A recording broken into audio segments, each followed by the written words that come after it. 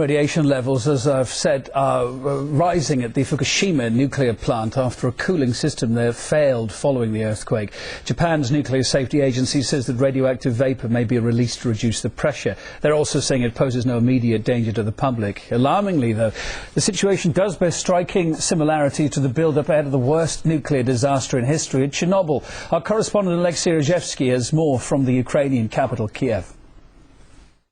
They initially may seem as very similar incidents, but in reality they are pretty much different. First of all, because what is now happening in Japan is indeed an aftermath of a natural disaster, the earthquake. What happened in Chernobyl a quarter of a century ago was 100% handmade, man-made disaster, and this is of course the essential difference. The other difference is the fact that the reactor in Japan is 100 times more powerful than the one in Chernobyl, and in fact the the two power plants in the Fukushima region produced the world's biggest joint amount of energy, and this means of course that this reactor, which is under threat now, is far more powerful than the one in the fourth block of the Chernobyl nuclear power station, which exploded 25 years ago. Also, one of the differences is that the security system in Japan at the power station is promising that should any nuclear incident occur at the station, a certain dome will cover the nuclear power station, preventing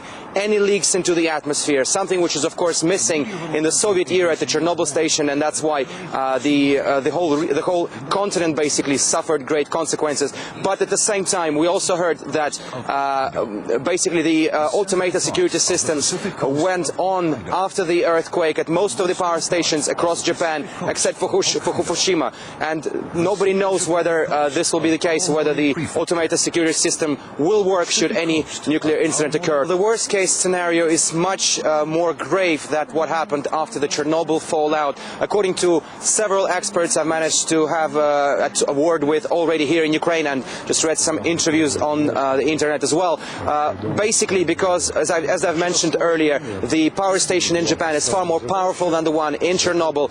This could lead to a serious contamination, to a serious emission of radiation should any accident, should any explosion happen at the Fukushima nuclear power station.